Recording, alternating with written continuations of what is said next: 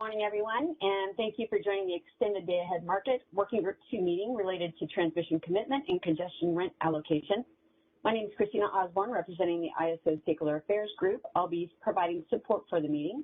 Deb Levine is the facilitator, and Emily Hughes is the scribe assigned to this working group.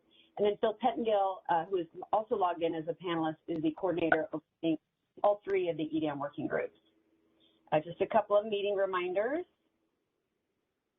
These working groups are intended to be collaborative, and we encourage participants to share ideas and perspectives. So feel free to raise your hand at any time. You have a question or comment, and Deb will call on you.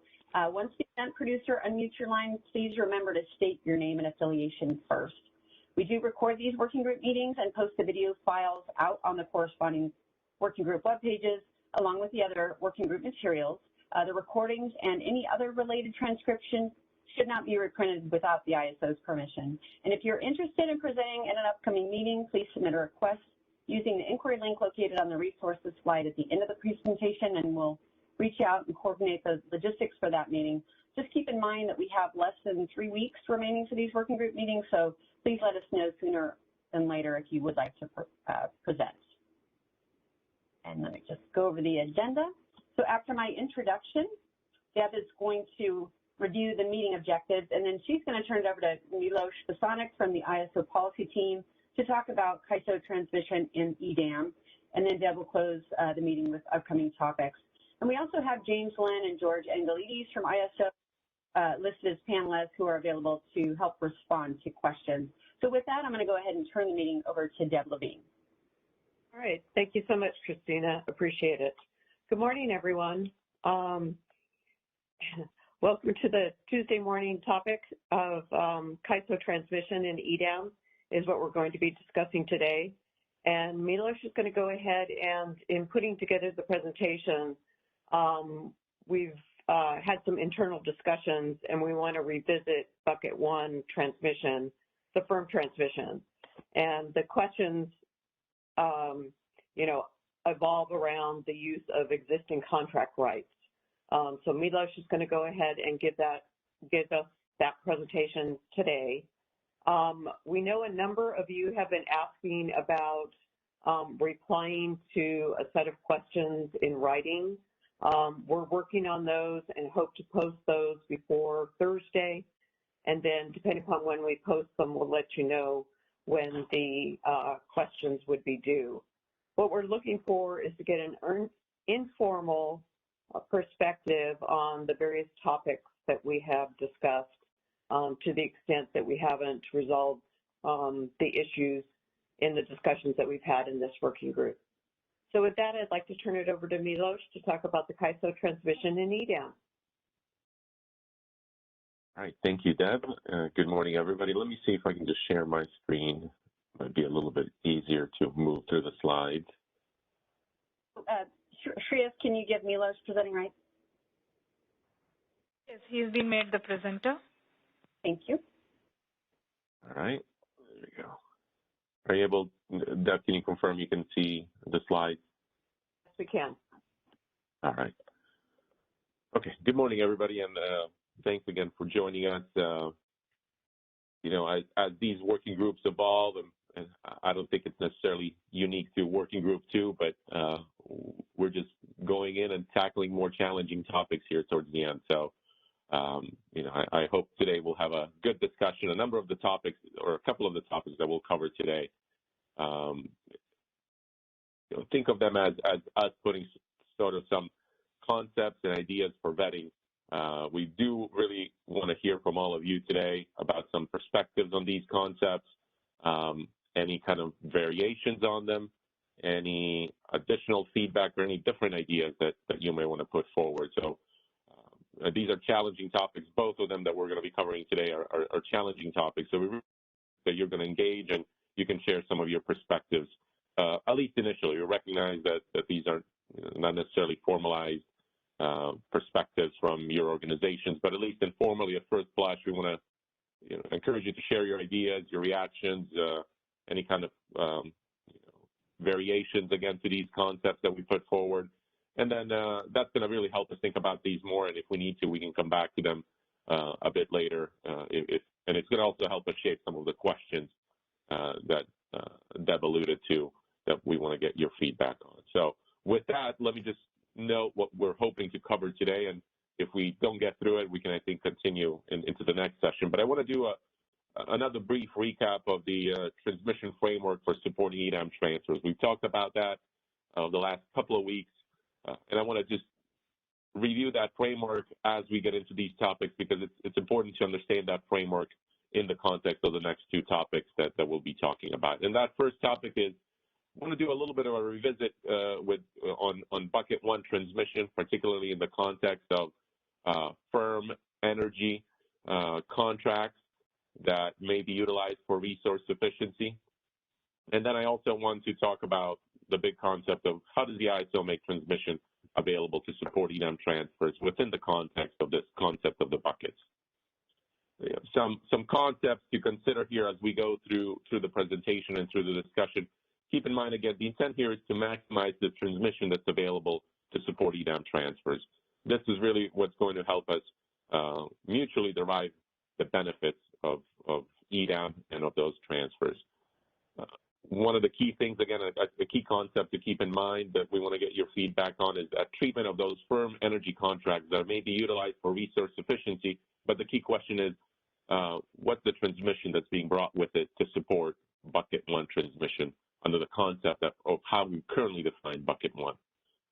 And then another key concept to consider throughout today's presentation is this concept that we're going to introduce for consideration, but it's this potential reciprocity and hurdle-free transmission to support Edam transfers. We'll introduce it in the context of how the ISO may make transmission potentially available to the Edam that's hurdle-free, but the concept is that the ISO could make or would evaluate making transmission available hurdle-free, reciprocal or matching the amount of transmission that another Edam entity makes available hurdle-free at the interface with the ISO.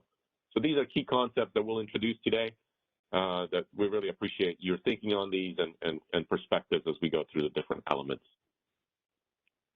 But as we start, let me just do a brief recap, again, to set the stage for those two key topics, because obviously they relate to this concept of transmission buckets. And so I think you're going to be familiar with both of these slides. I presented them previously, but I'll just quickly go through them to make sure that we have that context as we get into these challenging two topics.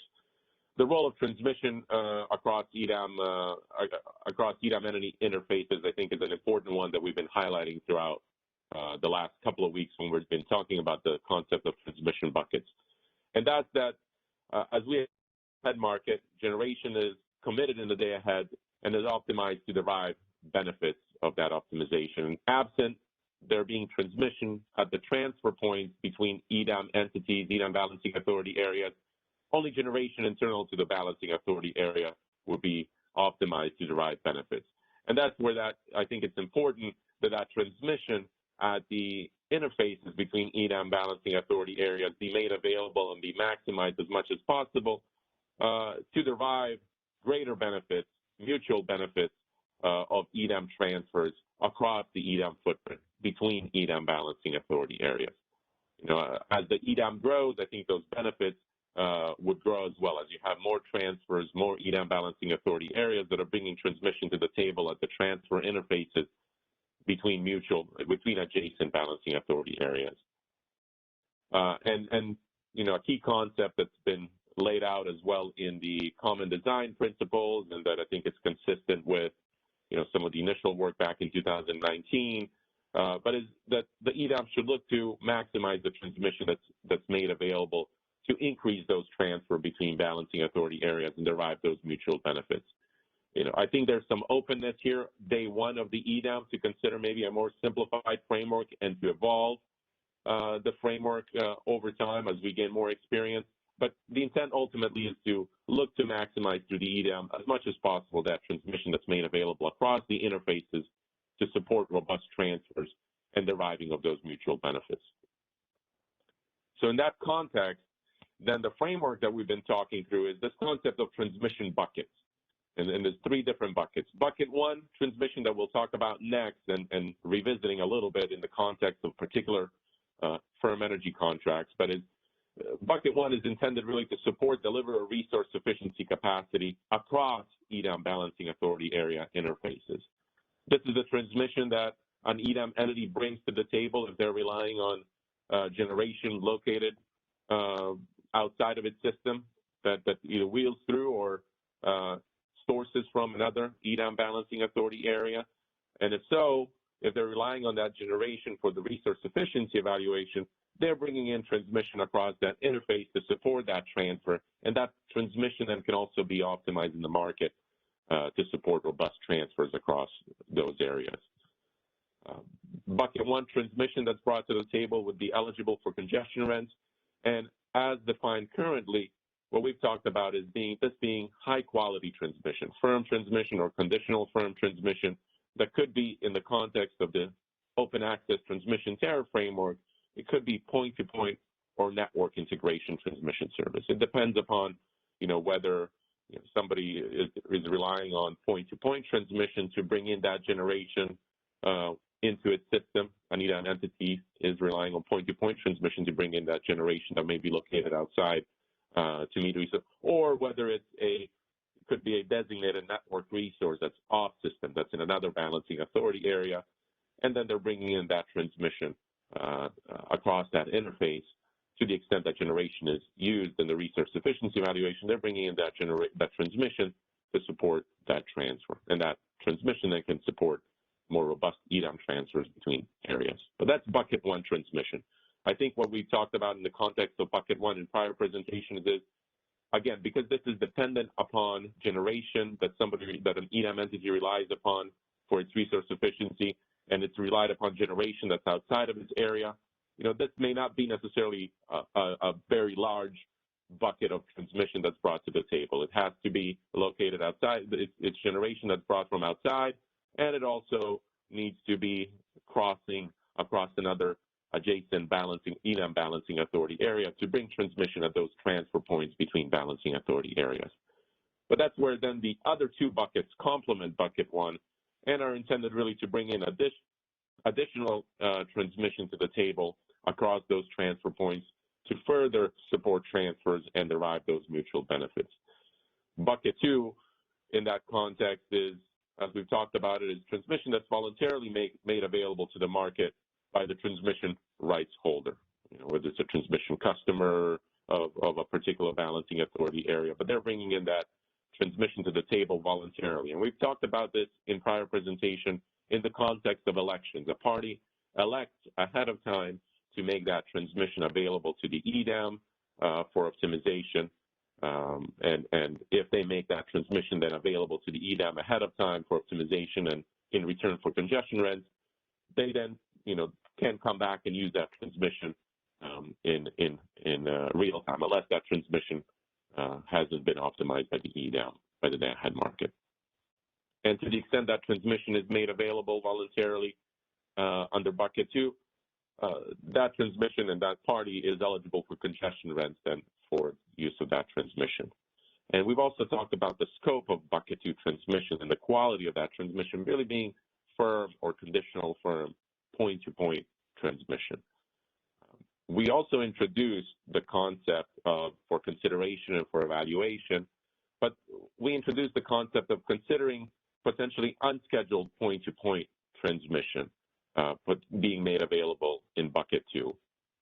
Whether that's something that parties will be comfortable with, entities and balancing authority areas will be comfortable with making unscheduled point-to-point transmission available in bucket two. And this is transmission that effectively somebody has a reservation, but by the time of the day-ahead market, they haven't fully utilized that reservation. They haven't, scheduled use of that transmission fully up to its reserved amount. And so there's an unscheduled amount that could be made available to the Edam for optimization in order to, again, maximize the amount of transmission that's made available to support transfers between areas and deriving those mutual benefits. And that then moves us to the bucket three concept that we've also been talking about. And this is a bit of a unique bucket. Buckets one and two in this context are hurdle-free transmission buckets. Effectively, the transmission is made available hurdle-free in return for congestion rents. Bucket three transmission consists of unsold or unreserved firm or conditional firm, or this concept of otherwise highly reliable ATC that the transmission provider makes available to the Edam because they haven't sold it. That transmission is available for sale on their Oasis.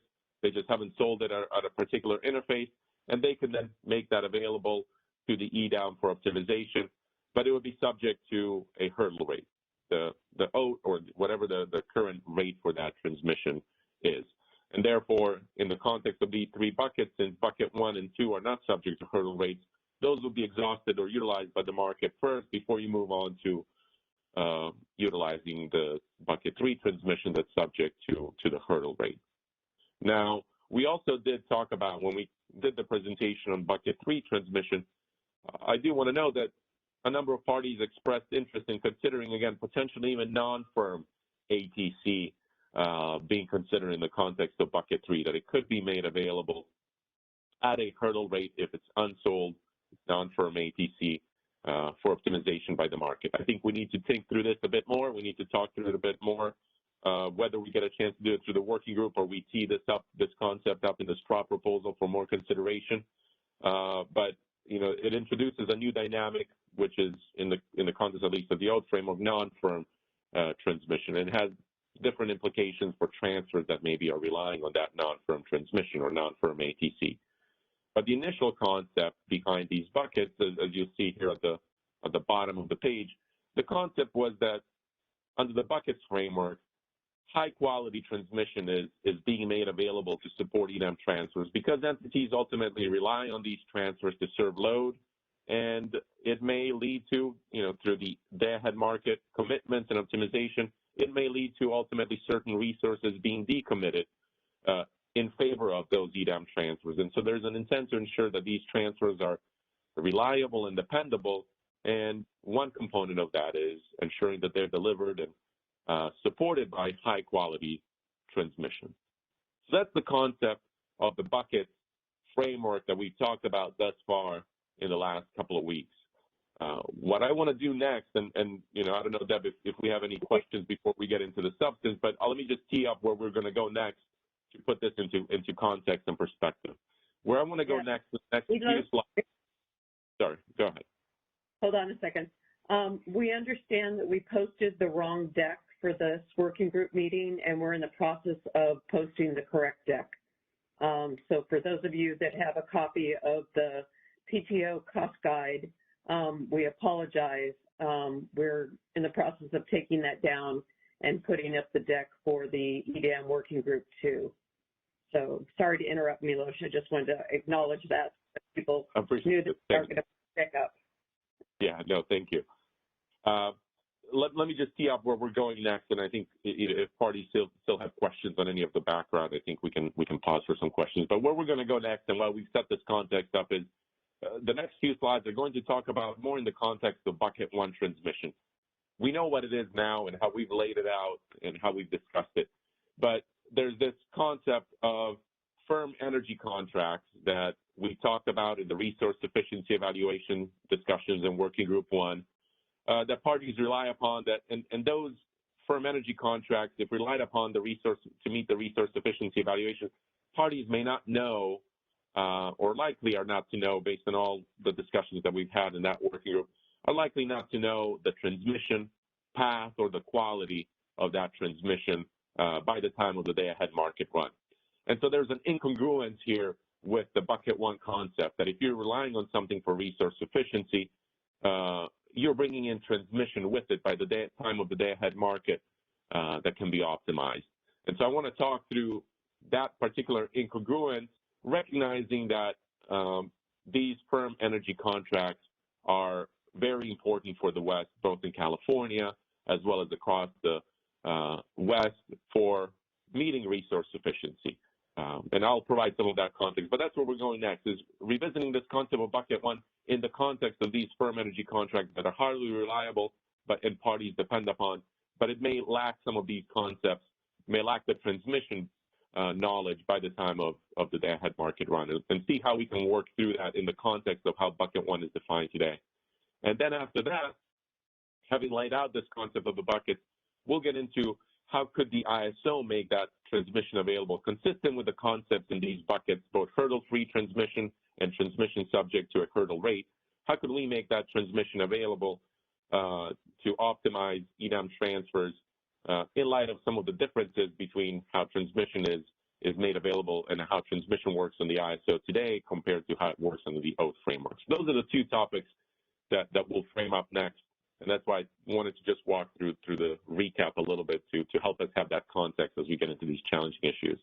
So I'll pause there. I don't know, Deb, if there are any questions.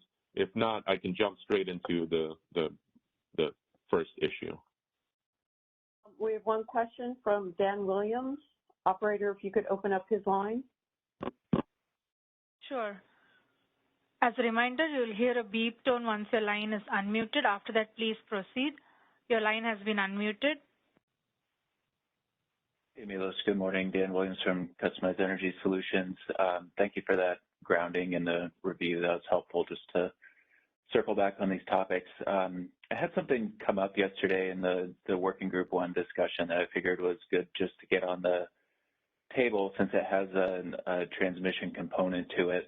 But I'm not sure if, now's the time to address it or not, maybe just something to bookmark for later. And that's, yesterday we had that discussion of system market power mitigation between Edam BAs and then also of extending local market power mitigation between Edam BAs where constraints are affected in different BAs based on the schedules on resources in one BA that's different than how LMPM is done in the EIM right now. And so I just wanted to kind of get out there having a discussion of how some of these decisions made around transmission may then impact market power mitigation at the system level and at the local level.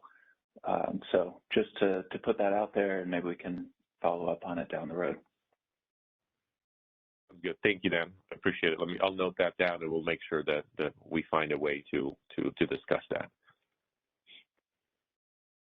And that's the only question that we have, Milos. Okay. All right. Well, let's jump into the first thorny item, and let me again encourage everybody to share perspectives here. We want to see how we can make this work. So. This is the topic of delivery of firm energy contracts for resource efficiency. Let me first provide a little bit of the context to the extent that parties may not. I anticipate most of you have participated in Working Group 1 discussions, but I'll do a little bit of recap, particularly for those that may not have had a chance to. But firm energy contracts, these are fairly common arrangements, as we've heard in that working group across the West, that are really relied upon by entities to serve load and fill in gaps in resource portfolios across the year. Particularly, some entities, different entities rely on it to different extents to meet those resource portfolios and meet any kind of shortfalls in the month ahead or even closer in time frames. But these are firm energy contracts that parties across the West have relied upon for a long time and are established arrangements. And an example of that is the WSPP Schedule C arrangements. And in those Working Group 1, we've heard these being characterized as highly reliable and dependable. A number of, again, Western Balancing Authority areas rely upon these, Western EIM entities rely upon these, and the California entities as well rely upon these to certain extent to meet resource adequacy. These are, based on the discussions that we've had, these are firm energy contracts where title to the power is taken at the interface of the Sinking Balancing Authority area. So think of Edam Entity A, they're taking title to the firm energy at their border of that Edam Entity A. The contract predefines those delivery points to their system. But the challenge here is with these delivered firm energy contracts as well is that the transmission path may not be known, nor the quality of transmission is not known necessarily by the time of the day-ahead market run. Nor is the source of the generation necessarily known by the time of the day-ahead market run. This is 10 a.m. prior to in the day ahead. So these are delivered firm energy contracts to that point, and then subsequent tags identify both the source and the quality and the path of transmission to get it to that interface with the Edam Balancing Authority area. And those tags, as we've heard in those discussions as well, those tags largely, by and large, come in after the day-ahead market has already run, and it varies. We've heard certain entities know, well, I'll know, by 3 p.m. in the day-ahead time frame. That's when the tags will likely come in certain instances. In other instances, depending on how tight the conditions are and what's going on the system and across the West, those tags may come in later. We've also heard from other entities that those tags could come in as late as real time, 20 minutes prior to the hour of flow, which is when most of the entities, I think, have the tagging deadlines and the tagging requirements by T-minus 20 or 20 minutes prior to flow. So, the commonality here is that these are firm energy contracts, which means they're not interrupted for economic reasons. They're not interrupted at the discretion of the entity, or they cannot be interrupted at the discretion. There's penalties that accrue, and parties take that very seriously. There's reputational implications as well.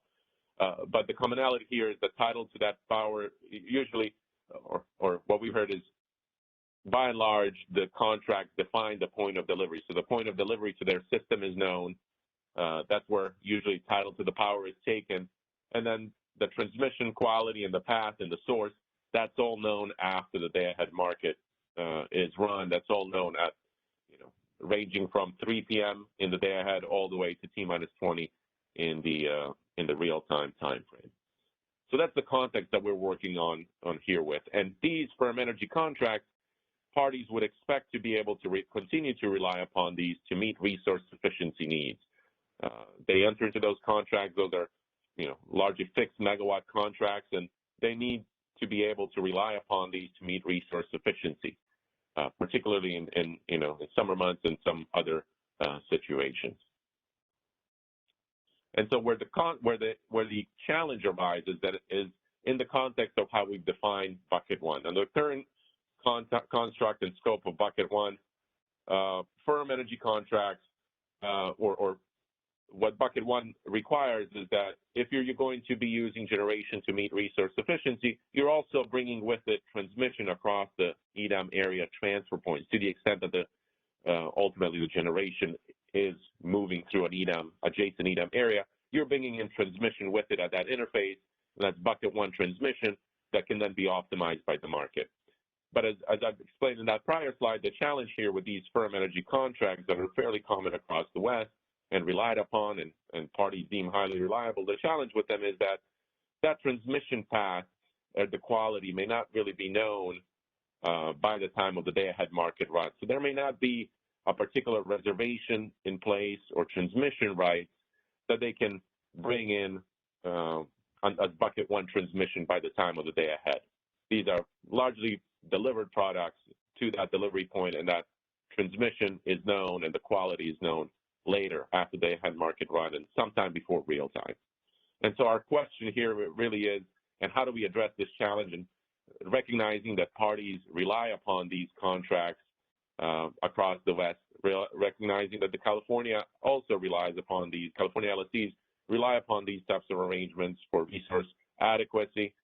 How do we, and I think there's a commonality in reliance upon these across the West between California and other potential EDAM entities and current balancing authority areas. So with that context in mind, how do we consider these arrangements for purposes of bucket one transmission? And this is the last slide, and I think then we can pause for some questions, some ideas, and variations of this, or any other considerations that stakeholders want to share. But one approach here is that we would allow firm energy contracts as a common approach amongst the different entities that are participating in the EDAM. We would allow firm energy contracts to fit under this construct of bucket one transmission by effectively being deemed as being supported by bucket one transmission. Effectively, the market would recognize that there will be, while there may not be a reservation for transmission that's supporting the delivery for that particular day of a firm energy contract, it may not be available in the day ahead by the time of the day ahead market run, but the market recognizes that transmission will ultimately be there. As parties have attested to in working group one discussions, and they can reinforce that here, I think, that transmission is ultimately will be there. It's not going to be there necessarily by the time of the day-ahead market run, but these are highly reliable contracts that parties have relied upon historically to fill in those gaps in their portfolios, and the transmission will ultimately be there. It's just that the timing may not align to support that transfer. Now, the trade-offs here are that, how are these types of arrangements going to be used by the potential Edam entities? Are these going to be economically offered into the market? Are they going to be self-scheduled? And if they're self-scheduled, it may further limit some of the benefits of optimizing Edam transfers if the transmission is self-scheduled or if that arrangement is self-scheduled. But also, the question here, does the transmission quality of these delivered arrangements meet the expectations of bucket one? If we deem these to be effectively bringing in transmission and deem them in day ahead as having transmission because a transmission will come in later, are there any concerns or challenges with that approach? Are there any kind of issues with that framework? Recognizing again that absent allowing these or finding a way to allow these to count for resource efficiency evaluation, I would venture to say at least at day one, some parties may not be able to meet resource efficiency. So let me pause here. I've spoken a lot, even though it's been 3 slides. I feel like I've been talking for 20 minutes. So let me pause right here and see if anybody has any thoughts, questions, any additional concepts that they want to put on the table to consider in the context of these firm energy contracts. Again, recognizing the importance of these to meet resource efficiency and recognizing that, day one, maybe there's a way that we can, merge or move to this deemed framework or some other framework like this. But there'll be opportunities. Again, the market may evolve. There may be opportunities to evolve our thinking as we have some experience, as we gain some experience in the EDAM with these concepts. But let me open it up, Deb, for questions on this concept. If people have any ideas on or questions on this framework and any other things that they want to put on the table. All right, thanks so much, Milos. Operator, can you open up the line for Doug Boccignoni? Sure. Please go ahead. Your line is unmuted. Hi, Doug Boccignoni for the Bay Area Municipal Transmission Group. Thanks for describing this concept. You mentioned in the introductory slides that you thought that maybe there might not be that much bucket one transmission because it may not be very common for the sync BAA to have acquired transmission between the resource, from the source BAA. Do you have that actually doesn't surprise me, but do you have a sense about how common it is? How much bucket one transmission would there be absent doing something like what you're talking about here? Yeah, that's a great question, Doug. And I'm not sure I have a grasp on the amount of bucket one transmission, but let me tell you what leads me to think that bucket one transmission will be a smaller bucket out of the bigger pool is, especially at the onset of EDAM, is that in order to bring in bucket one transmission is the transmission between adjacent EDAM areas. And as entities at the onset, you're not necessarily going to have potentially the entire Western interconnection participating in EDAM, but it will be a gradual increase. And entities may rely upon resources that are outside of their balancing authority area to meet resource sufficiency, but they also may not, that generation also may not potentially be sourced from or wheeled through an adjacent EDAM balancing authority area. So to the extent that they rely on some of these resources that are imports, but are not going across another EDAM balancing authority area, that can count for resource sufficiency, but it's not bringing any bucket one transmission with it. The stuff that's bringing bucket one transmission with it is stuff that's located outside that they're relying on for resource efficiency, but it also has to go through an adjacent EDAM balancing authority area. That's the context in which it brings in that bucket one transmission. So I would venture to say that the scope of bucket one is to the extent that parties rely on imports, and the volume of imports that they rely upon to meet resource efficiency, meaning imports from generation outside of their balancing authority area. And the other qualifier, it has to go through another Edam balancing authority that's adjacent effectively in order to be bringing in that bucket one transmission. And so I think it may vary from balancing authority area to balancing authority area how much they may rely upon to meet on resources outside of their area to rely upon to meet resource efficiency.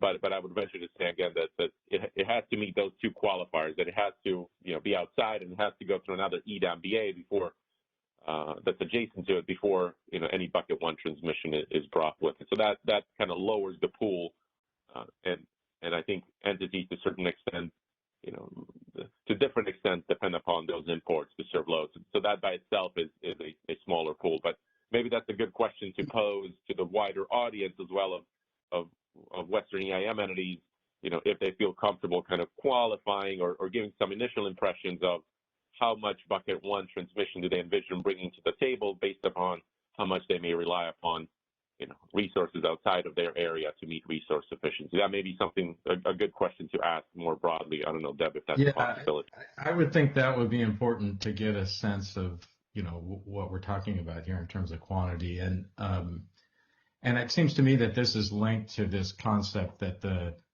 bucket one transmission is directional. If you're assuming directionality, then you're going to end up having to have some kind of workaround. Whereas if you just say, well, it's paid for in one direction, that means it's also paid for in the other direction, which I think is maybe what you're sort of hinting at in your next slides. But okay, thanks, thank you. Operator, could you open up the line for Kevin Smith, please? Sure. Please go ahead. The line is unmuted.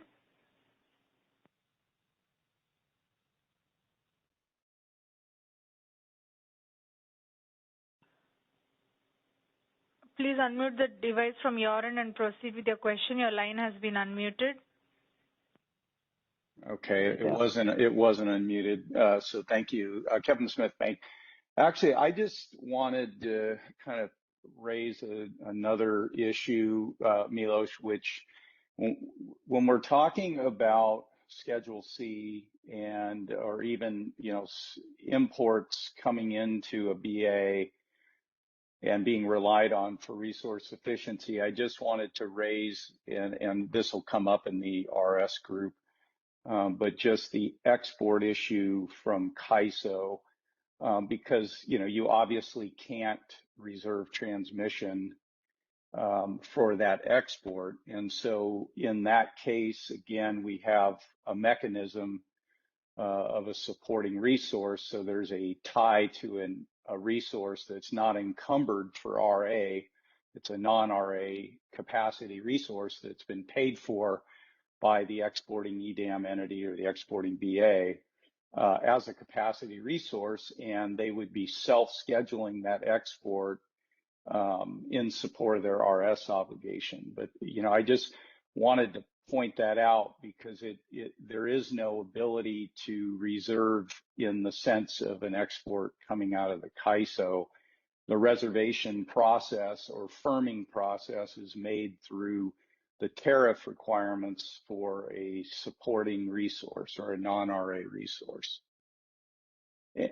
And then that raises some other questions about WSPT Schedule C that might be sourced non-resource specific out of NP15, or for an example, how is that treated?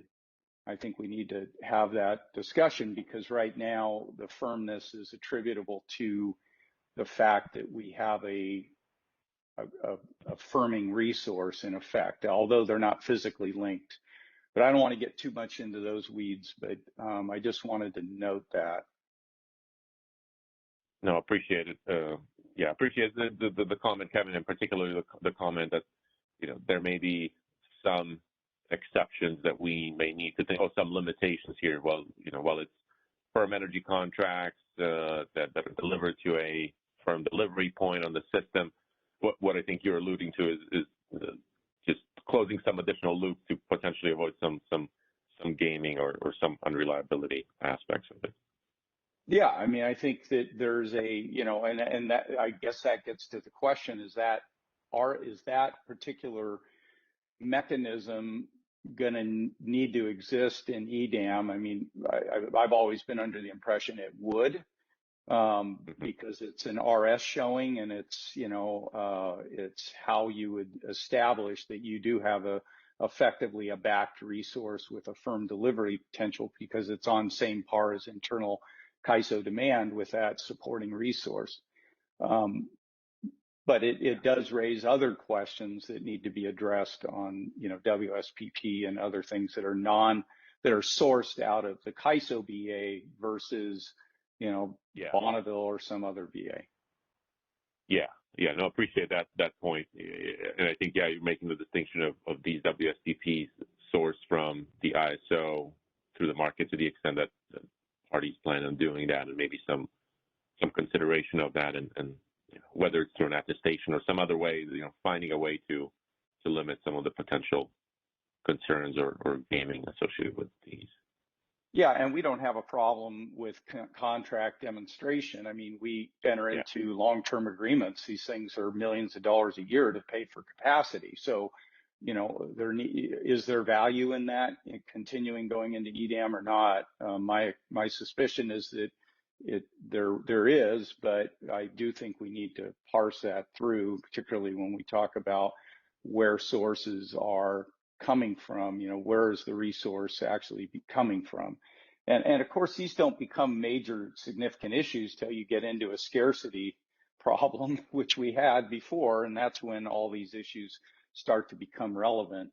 A daily type thing, it's probably not a problem, but there will be instances over summer peaks where this is very relevant to reliability. Yeah. Okay, thanks. Thank you for that. Appreciate it. Thank you.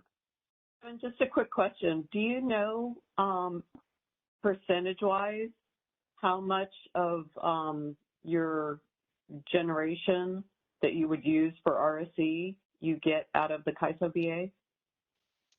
I know you got plants. Yeah, we have. I'm going to just throw a number. It's, let's just say for individual entities, it's less than 10% altogether, or it could be a little bit more. Actually, now I think about, there's some owned generation, which would also be supporting resource. But, I think the one issue that probably needs to be clarified is there aren't a lot of entities outside of, let's say, the bank footprint that generally do this. I don't know if, other BAs may differ with that, but to my knowledge, there aren't too many entities that are following this supporting resource concept. Most of their bilaterals are external to the CAISO. But it's between 10 and 20% max, I'd say, of our, and it's very seasonal. We're talking about, this is really a reliability tool, and because we're price takers, it can be very expensive, and so it's really largely being used during the, the late May through, September, October timeframe. I can get you numbers offline, because we do have specific numbers, but I've got to be careful. Yeah, that's fine. I was just interested. I was trying to kind of make a little note in my head. And I know that for California, for the CAISO, we've got Hoover, which is in Walk. We've got Palo Verde, which is in SRP. So we've got some generation that is out of state. And we've got a number of IPP, as an example, Marketplace in LA's BA. So to the extent that, various entities don't start Edam all at the same time, we would have generation that's outside of the CAISO BA in potentially a non-EDAM BA or an EDAM BA, depending upon what that entity does. Yeah. So, yeah, and I just got a text from a client here basically saying your WAG was okay, 10 to 20%. So, but I mean, I can add it up in my head. I just didn't, I'm not sure how I want to reveal specifics, but yeah, it is important. And, I mean, partly for bank entities, we were all embedded and intertwined in PG&E and all that years ago. So, it's a pretty, we've had this long-term relationship with the internal, CAISO BA. So, okay, right. Thanks. Thank you. Deb, let me just see if I can just clarify one thing, and appreciate, Kevin, your points. I think as we get to particularly the next discussion, I think that will be relevant as well. How do resources, bank, for example, it relies upon generation located in the ISO, that may be more source specific, meet the resource efficiency evaluation and bring in the transmission with it. But here, I just wanted to make sure that we come back to the point of what we're talking about here is firm energy contracts that parties rely upon, WSCP Schedule C, similar arrangements where parties don't necessarily know the source of the generation, and it's a delivered product to the interface. You don't know the source of the generation or the transmission by the time of the day-ahead market run. I think, a good question would be for some of the other entities, the balancing authority areas across the Western EIM entities that may consider EDAM, giving us maybe a sense if they're comfortable of those particular types of arrangements, putting aside the source-specific stuff that you may own somewhere else or have a contract for a specific generator. Just these types of firm energy contracts, WSCP, to what extent do parties, rely upon if there's a way to quantify that and maybe not, maybe that's too much information, but if somebody feels comfortable sharing kind of just generally, magnitude of those, just to determine, just to give folks a sense of commonality of dependence on these arrangements. But if not, again, that's okay. We can take some different questions. Okay. Operator, can you open up the line for Jeff Spires, please? Sure. Please go ahead. Your line is unmuted. Good morning, Milos. It's Jeff Spires with PowerX. I just wanted to give you, good morning. Just wanted to give you some feedback on this discussion. I think I appreciate the way you frame this at a higher level, and I think these are important topics that you're raising. You mentioned in your upfront explanation that I think there are two issues that we're talking about that are related, but somewhat different. The first question being, which imports should be counted towards resource sufficiency? And the second question being, how do you define bucket one associated with those types of contracts? And I think that the answers might be slightly different. In terms of counting towards the RS test, I think that that's obviously a discussion that we're having in a different work group, but you had mentioned in your explanation that there's a variety of timeframes associated with these types of contracts. And I think what I would say to that is that that's true from the perspective of the timing of the day-ahead RS test at some point in the morning during the day-ahead timeframe. That's going to lead to some considerations about what do we do around the timing issues there that you were mentioning. But I think what is important there is that there needs to be, by that 3 p.m. deadline, a day-ahead ETAG. You alluded to real-time schedules, and waiting until real-time as late as 20 minutes before flow to be able to validate where that import is coming from, what the transmission is that supports it, or even if it's going to show up at all, is not acceptable. I think if an import is going to be included in the day-ahead test, there needs to be a mechanism to validate that there is supply and transmission supporting that during the day-ahead time frame.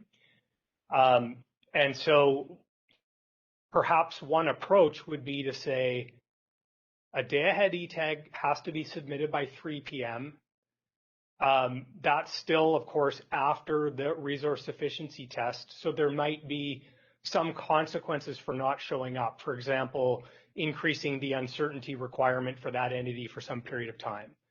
So trying to find a way to solve the timing concern within the day-ahead scheduling timeframe that recognizes that entities are still receiving information from their trading partners about where the ultimate source of the energy is coming from, but having still clarity that knowing where that source is and that it actually has the transmission necessary to deliver it by the end of that day-ahead time frame is important.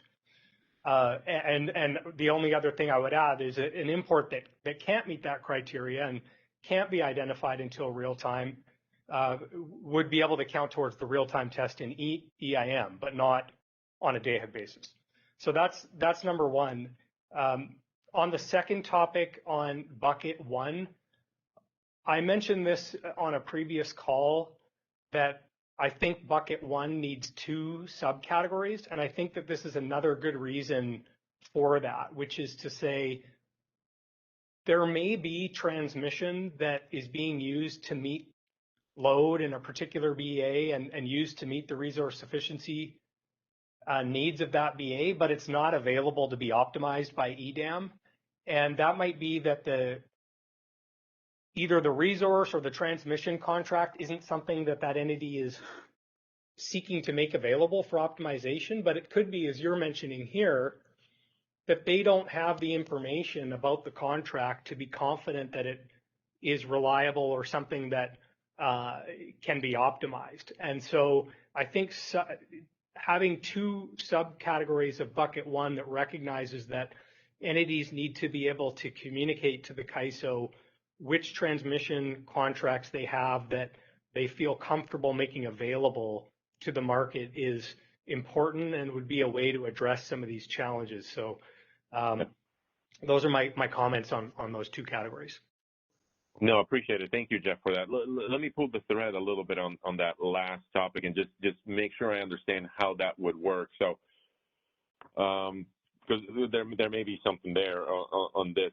Are you suggesting that, let's say it's a WSPP Schedule C arrangement where, again, you don't know, the party doesn't know, the Edam entity doesn't know the quality or the transmission by the time of the day-ahead market run in the context of bucket one.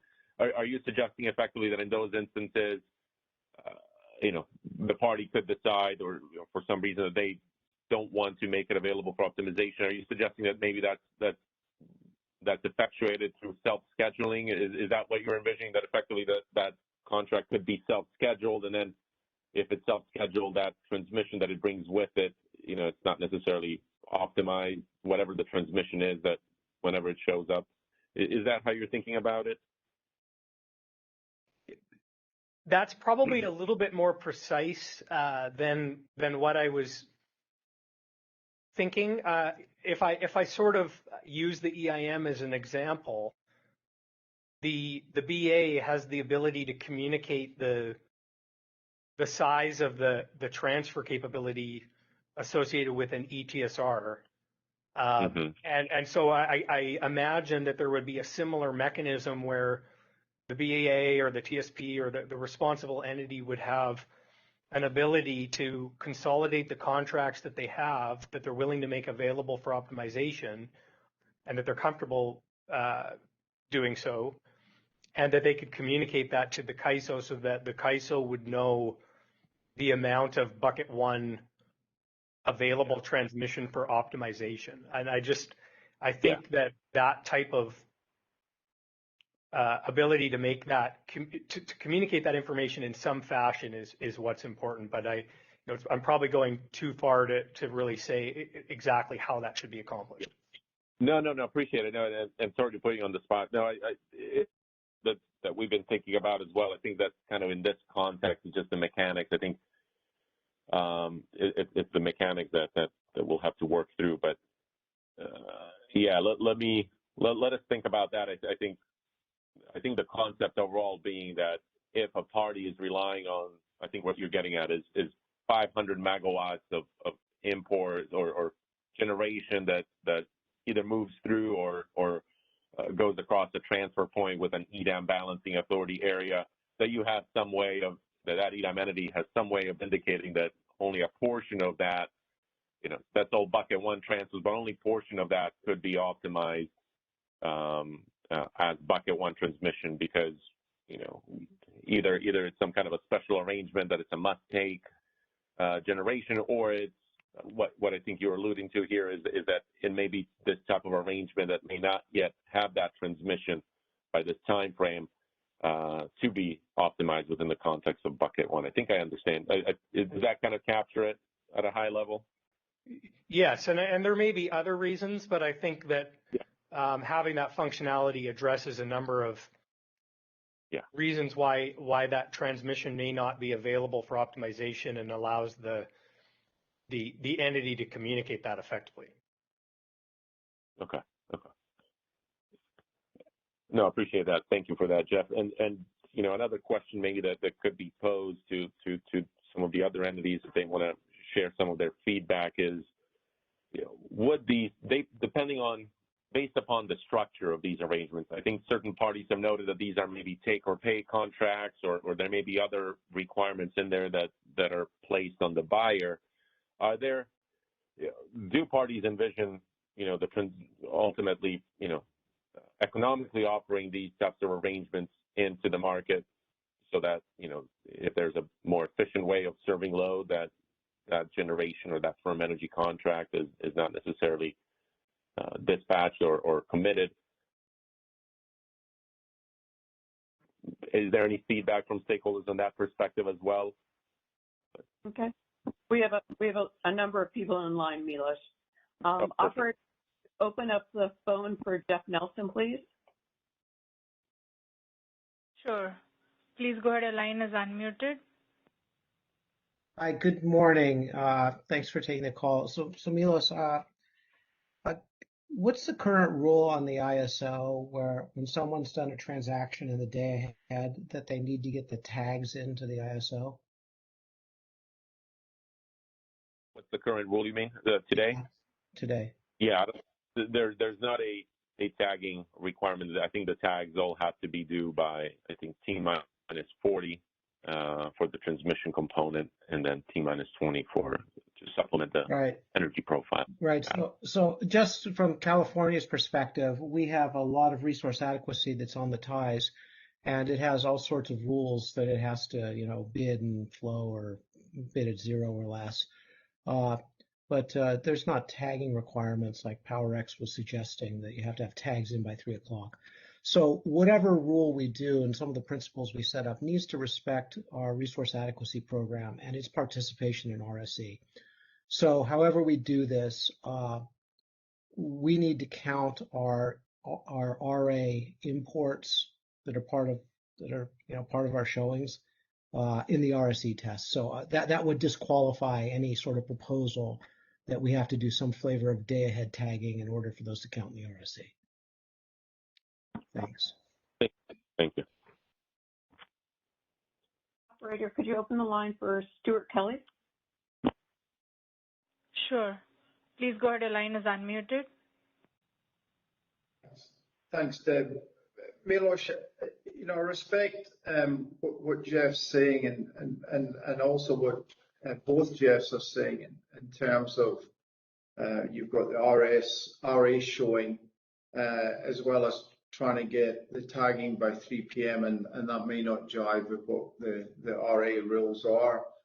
However, as we try to include this highly reliable transmission, I don't know what the art of the possible is in terms of trying to get the necessary information so that we can rely on the transmission and understand the resource specificity more timely, because it seems like we're kind of on this particular topic pushing the deadlines back, and it's resulting in maybe solutions that are exceptions to the day ahead run to try and solve it.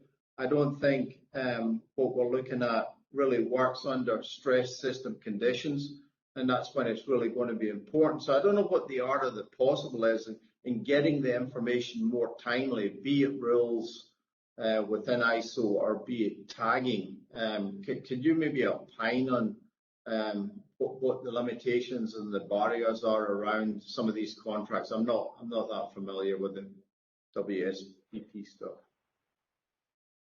Yeah, thank you, Stuart. And maybe I would defer to others to talk about some of the qualities and the possibilities of exercise, or or including particular requirements in the contracts about tagging earlier, identifying source, identifying transmission earlier. Some of these may be multi-year contracts that are already in place and maybe a bit more challenging to make some of these adjustments. But I will recognize, though, that and others can correct me if I'm wrong, but I think we had a similar concern or similar issue, I think, within the context of the Western EIM, where I think traditionally these WSPP Schedule C or similar arrangements were tagged by closer to T-20 or some time frame near there. But as the Western EIM created the resource efficiency evaluation and the timing associated with it, which is ahead of that T-20 timeline, I've heard anecdotally from entities that effectively some of these contracts, after some time, effectively the market adjusted to include into some of these contracts now a requirement that certain things have to be in by the time of the resource efficiency evaluation in the EIM. So I could envision, maybe not necessarily at the start of day one of the EDAM, but I could envision as more entities join and more entities participate, that some of the market itself could evolve. Some of these contracts could evolve, entities could evolve to maximize the amount of transmission made available. But if somebody wants to speak to the likelihood and the ability to modify some of these arrangements, they can jump onto the call and share their perspectives. I just think that one challenge is that some of these maybe multi-year contracts already that have some set provisions that would require reworking them, and what does that mean? I'm not sure, cost-wise and otherwise, but also I'm not sure how viable it is or how the market would adjust at the onset ahead of EDAM, to impose some of these requirements. Yeah, I would just be interested, is there a general provision? Because most of those, for most companies, are going to be some form of boilerplate, and I just wonder if there's general provisions that would allow the information either to be asked for or over time adapt to or whatever. Because it'd be better to move in that direction ultimately, obviously, but maybe there's something needs to be done in the short term. So if somebody could speak to that, it'd be extremely helpful. Kelly Wells, you had your hand raised, but I seem to have lost it on my screen. Did you still have a perspective or comment or question? There she is. Operator, could you open the line for Kelly Wells, please? Sure. Please go ahead. The line is unmuted. Hi, it's Kelly Wells with WPTF. Thanks, Deb. This last discussion helped clarify one of my questions, but I have another quick question. It's somewhat off topic, so if we want to defer, that's fine, but it relates back to something that was mentioned at the beginning of this discussion, where it's kind of the expectation, or it's anticipated that most of the supply coming from external resources kind of at the onset of EDAM will likely be imports and not necessarily transfers. But I kind of wanted to tie that back to the conversation last week when we were talking about bidding on interties. So is it also then, and it sounded like that discussion, kind of where it landed, was that people were comfortable with self-schedules on interties. Economic bidding is still undecided at this point. So would also the expectation be that most of the RSC coming from imports be self-scheduled on the interties and not be economically participating if economic bidding was off the table? I know that's a little off topic from this, but it did spur that question. So if you want to defer, given the timing we're already at 10 o'clock, that's fine. No worries. Thanks, Scotty. And good question. Let me just clarify. I didn't necessarily mean to imply that most of the generation for the RSC will be coming from imports across non-BA areas. What I meant to say is that some portion of that will likely, at least at the onset, there'll be some mix of generating in from, depending on, again, how wide the footprint is at the onset of the Edam. But we can anticipate that some generation will likely continue to be contracted and be coming from non-Edam BAs to meet resource efficiency. So that lowers a little bit the scope of bucket 2, because not everything that's in bucket 1, not everything that's generation outside of the Edam BA necessarily that's relied on for the RSC has to bring in bucket 1 transmission with it. It's only the subset of generation that's imported that's coming through the adjacent Edam area. That's where those transfers occur. That's all I meant to note. In terms of your second point, I would envision that in the context of, and I think parties in the context of the intertype bidding discussion that we had last week, I think a couple of entities, I may be misremembering now, but I think a couple of entities did note that in that context where parties are not, I think we heard overwhelmingly that Western EIM entities, to the extent that they were to participate in Edam, would not be comfortable with the concept of economically bidding, but at the ties, but be comfortable with self-scheduling. And I think a couple of entities did know that some of these arrangements, then, to the extent that they're coming from non-Edam balancing authority areas, would be self-scheduled, meaning it's under contract, and likely they've got the expectation and the obligation to secure that transmission and execute those contracts. So it'd be self-scheduled. That's what I would anticipate if it's coming from a non-Edam BA. Okay, I appreciate that clarification. I think it's something to think through. If I'm not sure if through this working group we'll be touching on intertie bidding again, but the economic benefits of allowing the economic participation at the interties. So maybe that will be discussed in the straw proposal if there's not enough time in this working group to go back to that topic. But thanks. Yeah, appreciate it. Thank you, Kevin.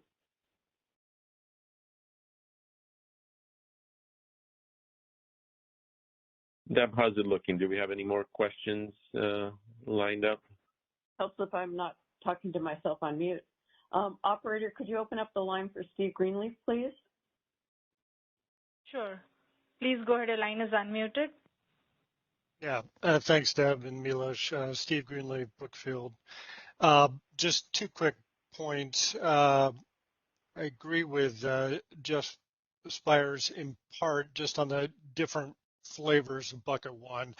And really, it's just an acknowledgement, I guess, in the context of your first bullet on this slide, that third-party providers certainly could be utilizing bucket 2 transmission with respect to making these deliveries. And if I understood George correctly last week, effectively utilization of that bucket 2 for, at least in the context of import RA for California, would effectively become bucket 1. So there's kind of a different flavor there. And then also in the context of utilization of that bucket 2 transmission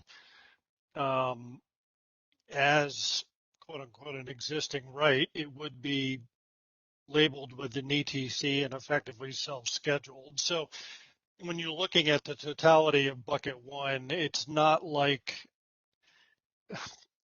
I think it's inaccurate to characterize bucket 1, all bucket 1 transmission is fully optimizable. There could be constraints on that just with respect to how they're scheduled. And that links into also Jeff Nelson's point on import RA bidding, at least for California, and the rules, which, as I think stated last week, we need to acknowledge the CPUC's rules for import RA qualification, especially non-resource specific imports, which have to be effectively, bid between 0 and minus 150 under the current rules. So it puts a further constraint on that. So, it's just, as with everything, there's nothing black and white. There's always shades of gray. So I just wanted to acknowledge those points. Thanks. Yeah, no, appreciate it. Thank you, Steve. Appreciate the perspective. With that, Milos, we don't have any other questions at this time, so if you want to continue, that'd be great. Okay. So before I move on, then let me just again thank everybody for the discussion. Let us think about some of these concepts that we've heard here and see how it fits in the context of bucket one. Again, recognizing that the importance of these firm energy contracts, and I think we also across the West, but also for meeting resource efficiency. But I think we also heard the need to make sure that there's a way to recognize, for the market to recognize that certain transfers that may be supported by bucket one transmission, certain transmission may not necessarily be optimized, whether that arises from if the transmission is not known in advance, or whether that's because there are certain limitations on how the transmission is utilized, it's must run, or whatever the limitation may be, having some ability to acknowledge that things associated with bucket one transmission, that transmission may not be optimizable. So I think we've heard you on that. Let us think through this a little bit more and appreciate the feedback and the questions. So with that, let me then move on to now. You guys thought this was a difficult topic. Now the next one I think will be a bit more challenging. So let's talk about the ISO transmission in the Edam. And again, keeping in mind the context of the bucket and how we're trying to fit things into that construct as much as possible. And so let's see how this goes. And what I'm going to be going over, these are concepts that we're still thinking through, but we wanted to put it out there to get some initial perspectives from stakeholders, get some feedback, get some ideas on potential variations to it, and any other thoughts that may come, any other different frameworks that you want to put out there for us to consider. I think this will be one of the questions that we're going to, that Deb teed up at the front. This will be, I think, on these two topics, we'll find a question to solicit some informal written feedback from stakeholders to help us think through a little bit more through these concepts. So keep that in mind as well. This is not necessarily be all to the discussion. We want to tee these things up, and then if we need to, we can continue this in a subsequent discussion, but also think about what you may want to, any kind of perspectives you may want to share if you need to coordinate with others to share informal perspectives on this framework that we'll put out there. So I'll start with a little bit of background to familiarize folks with the concept of ISO transmission. Then we'll get into the buckets approach and this concept, at least in the application of the ISO, this concept of reciprocity. And this is where I think we can think through some variations and potential additional concepts. So a little bit of background on ISO transmission. Again, keep in mind that currently today, we don't have a forward transmission reservation process for reserving transmission in advance and paying for it and then making it available as it's in the OAT context. I have a slide later on here that acknowledges that we do have an initiative that's currently underway that's looking at a more limited application to a forward transmission reservation process in the wheel-through context. But we're looking at that, at least at this stage, in a limited way, and we're open to, through that initiative as well, to continuing to monitor the interactions with the Edam, and if ultimately we do develop a slightly broader reservation process, that could also potentially lend itself to bringing some transmission to the table. And I'll get to that a bit later, but I just want to acknowledge that there's a connection here with the other initiative, the transmission service and market scheduling priorities, especially when I say that we don't currently have a forward transmission reservation process, but there we're looking to a limited process potentially to put in place. But currently, under the current market structure, transmission capability at the interfaces with the ISO is really, the full amount is utilized by the market and optimized by the market in the day-ahead time frame for supporting day-ahead commitments and dispatch relative to the energy that's based upon the energy that's bid at those tie points, and that's offered to the market at those tie points, self-scheduled or economically bid. And then the cost of that transmission, load pays, and the ISO load pays for transmission across its entire load for use of that transmission. I would make it akin in some, for those of you that are familiar more with the OAT framework, I would make it akin in some respects, at least in the context of who pays for transmission, make it akin to network customers or native load, under the old framework where they essentially pay for transmission across their entire network load. But to the extent that entities are exporting or wheeling through the ISO system, those entities and those transactions do pay a wheeling access charge for use of that transmission. So while load pays for transmission for its service across its entire load, even though we don't have necessarily a discrete reservation process in place, load pays for transmission across its entire load, while exports and wheel-throughs do pay for those discrete transactions that are awarded through the market. They do pay a wheeling access charge for use of that transmission. So let's then talk about it and see if we can apply the concept of bucket one transmission in the ISO context and think through this a little bit together. And again, think about, I encourage you to provide some feedback, some initial thoughts, perspectives, and potentially different frameworks you want to consider. This is just us putting something out there for consideration that we're still thinking through as well, but we felt it important to put it out here for broader discussion and broader consideration as we consider how the buckets fit into the ISO context. So by bucket one, again, this talks about transmission that's being brought to the table to support Edam transfer, that's supporting generation that's used to meet resource sufficiency. And as we've talked about before, the ISO relies on imports, including resource adequacy imports, to reliably serve load and meet resource sufficiency. Imports into the ISO bring in with it transmission across that interface, depending upon the interface, but they bring the transmission across the interface in the import direction that can support Edam transfers. And I think as George has talked about this concept of bucket one transfers, an import being supported through a bucket one transfer in the import direction. And I'll illustrate that here in the next couple of slides. But I think where it gets a bit more challenging here is in the export direction. Under bucket one, in the export direction, transmission would also be made available in the export direction to the extent that parties are relying on non-RA generation to be exported from the ISO to meet resource sufficiency. There will be a way to find transmission that comes with it in bucket one in that export direction to support that entity that may be relying on generation within the ISO, non-RA capacity to meet its resource sufficiency. And that's where this export direction is the one that's, I think, more challenging for us to consider. But let me just try to illustrate the resource sufficiency evaluation in the import direction as part of bucket one. But let's say, and again, this is simplistic, just to illustrate the concept, and you're familiar with these bubbles by now probably, but there's an adjacent Edam entity to the ISO, and the ISO is relying on an import 50 megawatts to meet resource sufficiency. That transmission, at least across the ISO interface, there's 50 megawatts there for supporting transfers in the import direction across that interface with that Edam entity. Now, this is where we just kind of wound down talking about this topic, and that's that box on the right-hand side. But to the extent that these are firm energy contracts, I think we talked through some of these concepts in bucket one, and they may not know the transmission in advance and until closer to real time.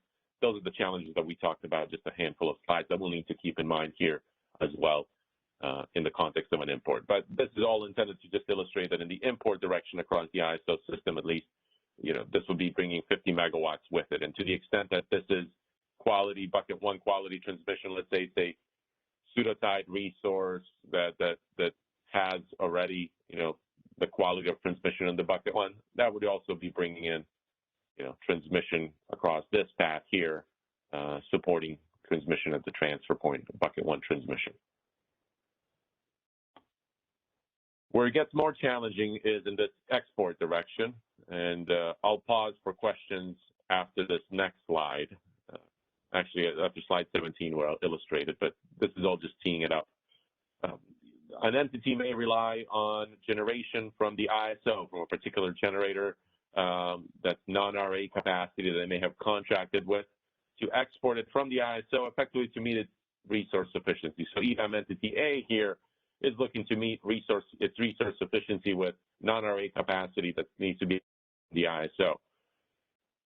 ideally here, we would be also bringing in transmission across that interface to support that bucket one transfer, that resource sufficiency evaluation, bringing transmission across the ISO system in the export direction across the interface, and then they would be bringing in as well, Edam entity A would be bringing in transmission with it in the import direction across the interface to meet resource sufficiency. The challenge here for us that we'll talk about next is, how is transmission in that export direction out of the ISO made available to support resource sufficiency and overall to support hurdle-free transfers to derive benefits.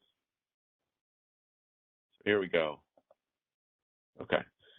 So we wanted to put forward this concept of reciprocal transmission, at least as we're thinking about it now in the context of buckets 1 and 2 on the ISO system. But this is hurdle-free transmission that is important to support Edam transfers to unlock really those economic benefits. Granted, we don't have that forward reservation process for all kinds of transactions across our system, similar to the old framework, but the concept here is that at interfaces with adjacent Edam entities, we would be considering making available a reciprocal amount of transmission that's hurdle-free to support those Edam transfers. You can use the term reciprocal or matching, but the idea is that whatever the Edam entity makes available at that interface with the ISO in its export direction to the ISO available, we would be making a commensurate amount available in the export direction from the ISO that would be hurdle-free transmission. We would still have bucket 3 transmission that I'll talk a little bit later about that is subject to the hurdle rate, the WAC charge, but in terms of identifying how much could the ISO be making available for a hurdle-free transmission to derive the benefits and support Edam transfers across its interface, this will be based on this reciprocal approach that I'll identify and I'll note on slide 17, and then we can pause for questions and suggestions after that. But the concept again here is that by maximizing these hurdle-free transmission that's made available in both directions, both from the Edam entity side and the ISO side, we will be deriving commonly benefits of that optimized commitment, of optimized dispatch across those interfaces to derive those benefits. And one area where I think we can see that particularly being beneficial is in those periods when there's excess renewable generation. There's hurdle-free transmission to ensure that we can export or transfer some of that transmission or some of that generation, and there's hurdle-free transmission that's making that possible as opposed to imposing a hurdle rate now to those transfers or to any kind of transfers out of the ISO system. So let me just illustrate this concept, and again, it's fairly simplistic in this illustration, but just to help us all get grounded on the concept itself, is that in this case, you have the ISO on the left side, you have the Edam entity A on the right side, and the Edam entity A makes 100 megawatts of transmission hurdle-free available at its interface with the ISO to support Edam transfers into the ISO. The ISO then would look to match at that particular interface those 100 megawatts that will be hurdle-free in the export direction to support those transfers and derive mutual benefits. Any amount of transmission above that 100 megawatts would be bucket 3 transmission that would be subject to that hurdle rate in that export direction from the ISO system. So to the extent, again, the idea here is deriving those mutual benefits and providing a reciprocal amount of transmission at that interface that's hurdle-free to derive the ISO as well. So, Deb, let me pause there and see if there are any questions, any comments. We appreciate any kind of input on this concept itself, the viability of it, any kind of derivations or variations on it that stakeholders may have suggestions for us to consider and for the broader stakeholder community to consider. I think it would be important to also hear from California entities any perspectives that they may have on this as to how the ISO would make this transmission available. If there are any different frameworks that we should consider, we would certainly be happy to hear about those. Certainly. Operator, could you please open up the line for Kevin Smith? Sure. Please go ahead. The line is unmuted. Hey, thanks, Milos. Kevin Smith, Balancing Authority, Northern California. So I actually, when you went into this slide that you're currently showing, it helps to clarify things quite a bit. I think it's slide 15 that I just wanted to, point out that there is no real path in a sense from the CAISO, and so the way this is drawn, it shows the generator export, and I think the way it actually works is that there is no physical linkage between that generator. It's just a demonstration that there's available, because a generator may not actually even be dispatched under the way the supporting resource construct works. So it's really just that reciprocity at the tie, which I think you clarify. So but I did want to make sure that it was understood on that diagram that it implies kind of a unit specific or physical export being directed from that unit, which it may or may not occur in reality. Yeah, no, great clarification. Appreciate that, Kevin. And yeah, I realized I could have illustrated this a little bit better after you noted it, but yeah, I was just trying to illustrate the concept here that there's some amount of transmission made at the export point, and fair point. Hopefully, this clarifies it then up here. That the idea is making some, as you said, the transmission that generator, may ultimately not be dispatched to meet a particular export or particular transfer, but the idea here is there's some amount, reciprocal amount, made available by the ISO in the export direction of its interface, based upon how much transmission of that interface on the other side, the Edam entity is making available, in its export direction to the ISO. So that ultimately here we can, have 100 megawatts in this scenario of hurdle-free transfers between these balancing authority areas to derive those mutual benefits. So I appreciate the clarification, Kevin. Thank you. Yeah, that makes sense, and that's why I think this diagram helps to clarify. Thanks, Milo. Excellent. Operator, could you go ahead and open up the line for Callie Wells? Sure. Please go ahead. Your line is unmuted. Hi, it's Callie Wells with WPTF again. Milos, can you refresh my memory? If I recall correctly, the export charge today in the TAC is based on the total revenue requirement for transmission divided by the estimated load plus export. If I'm recalling that correctly, would you anticipate that the wheeling access charge under this proposal would go up because you still have to collect the same amount of revenues, but now with reduced load and exports? I'm just trying to think through that implication on the access charge today. Yeah, no, fair question. Let me see if, I don't know, Deb, if we have James Lynn, just to be able to confirm how we, the underlying formula on the WAC. If not, no worries. Hi, Milos, it's James. There's James. Okay, all right. Go ahead. So when the PTOs file with FERC, they have an estimate of their gross load. However, when we actually calculate the TAC rate within settlements, we use a revenue requirement and then the gross or the actual gross load to determine what the revenue rate, TAC rate is. And then we assess that to the load within that TAC area or through ISO BAA. For WAC, we also will use that same TAC rate to apply the WAC rate. That's a very high level. Okay, no, that's helpful. So having reduced exports that are assessed, this charge won't necessarily have an impact on the rate, on how it's currently calculated. It depends. So what happens is when the PTOs file with FERC, they have their transmission revenue requirement, and then they'll reduce it based upon the amount of WAC collection. Now, depending upon how this, we apply the hurdle rate in relationship to transfer revenue for the ISO, it may not facilitate a loss of exports, but that is really going to be dependent upon the amount, how we are going to apply the hurdle rate in relationship to the WACC rate. Okay, that makes sense. Appreciate that. Thank you. Mm-hmm. Yeah, it's a very good question, Callie.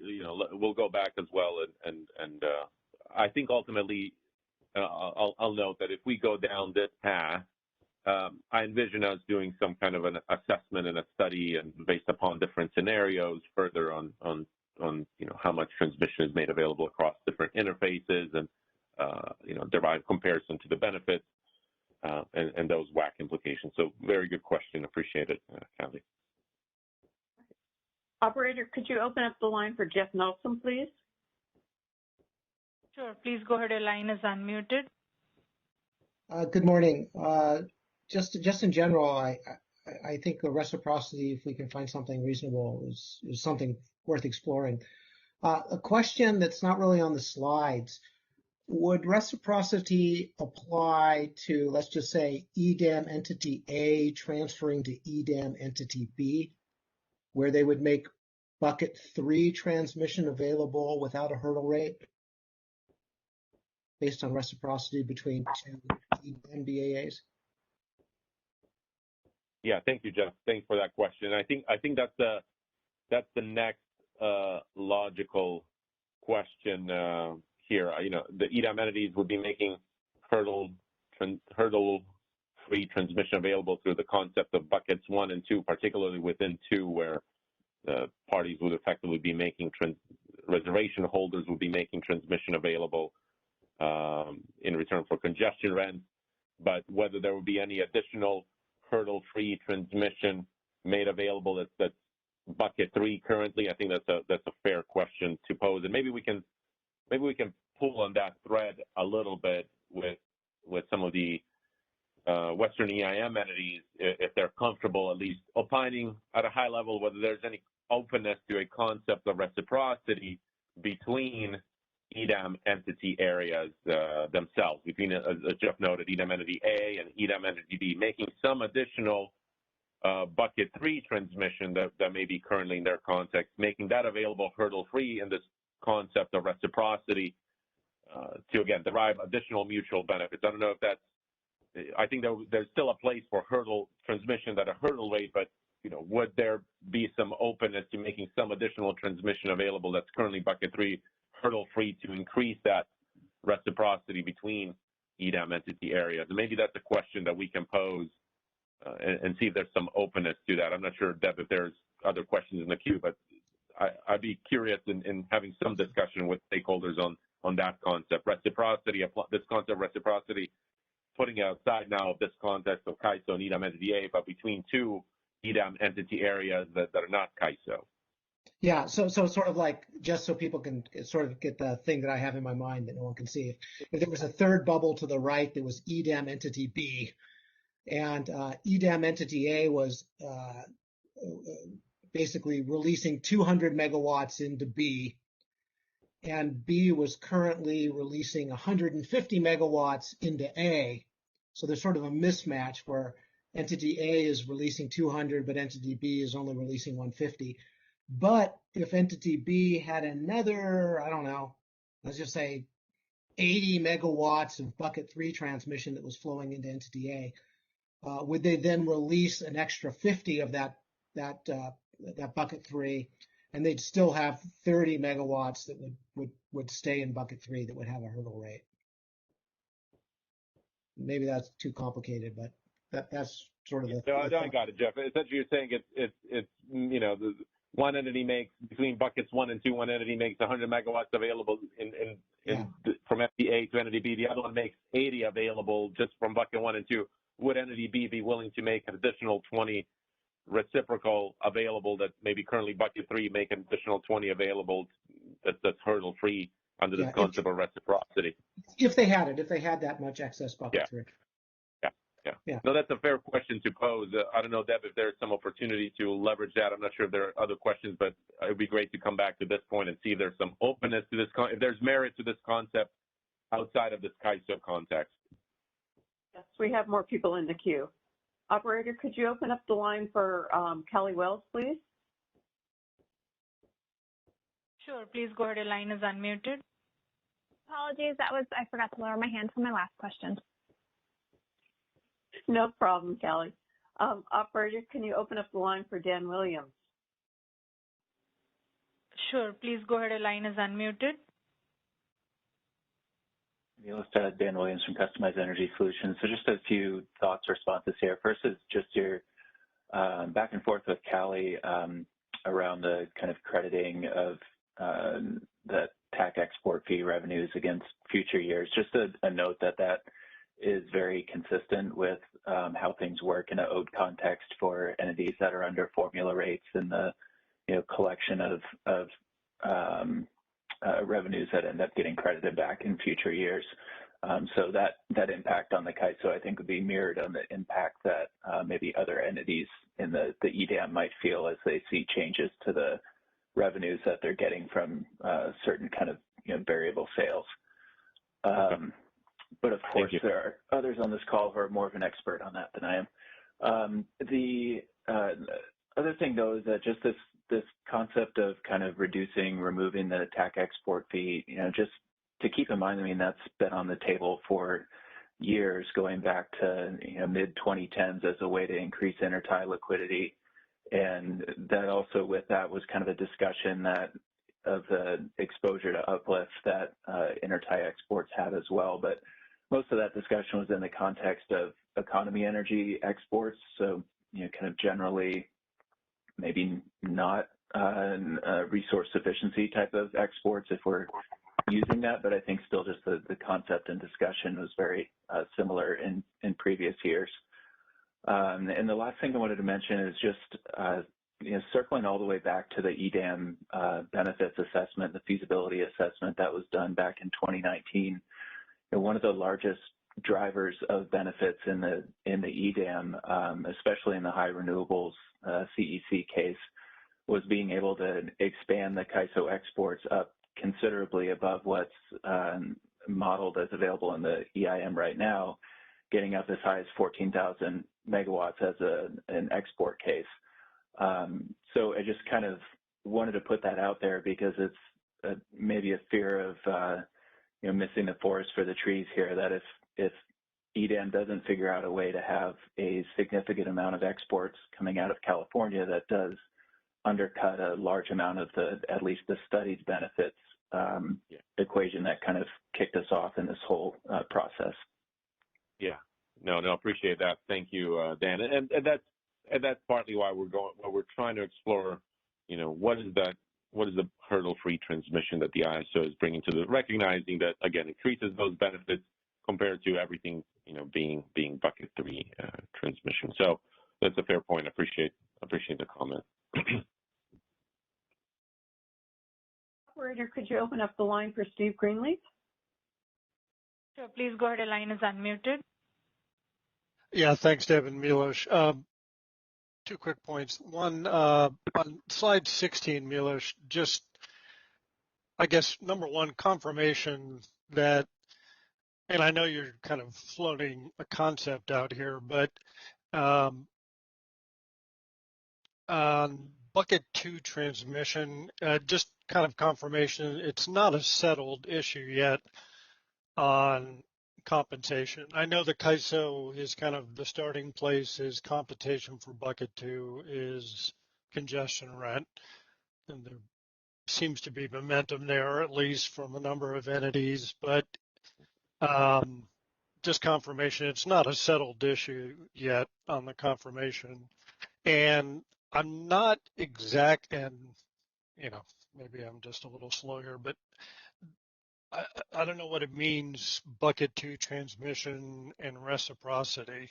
It seems kind of a one-way street on bucket 2 when you're talking about making it available hurdle-free. So. Yeah. No, appreciate that. Thank you, Steve. On your first question, I think there's openness certainly to considering potentially if it's something above the congestion rents. I think what we're looking at is there a starting point for the EDAM that allows us then to also evolve the incentives and how transmission is made available But I think it's still up for consideration to the extent there's stakeholders that believe there's a merit to this.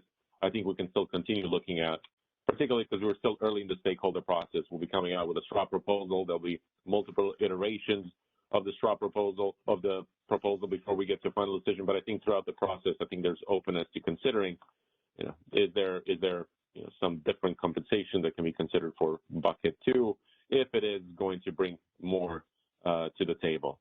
At the same time, balancing that with considering, is there some simplicity here in starting a bit under this congestion rent component and evolving a bit later to make more transmission available and provide those incentives. But I think there's still openness. And then on your second point, I think that's why, if I understood it correctly, I think that's why I kind of characterize this concept of reciprocity, at least in the context of the ISO, kind of buckets 1 and 2 being under the reciprocity concept. Because I'm not sure, what bucket 2, independent of that, would be for the ISO if this is bucket 1, but rather, at least in the CAISO context, I see buckets 1 and 2 really being the hurdle-free transmission, and maybe it's one bucket for our purposes, but it's the hurdle-free transmission that's brought to the table to optimize those transfers. In the context of the other amenities, at least as we frame these buckets, there's different sources of this transmission that could come in to make bucket 2.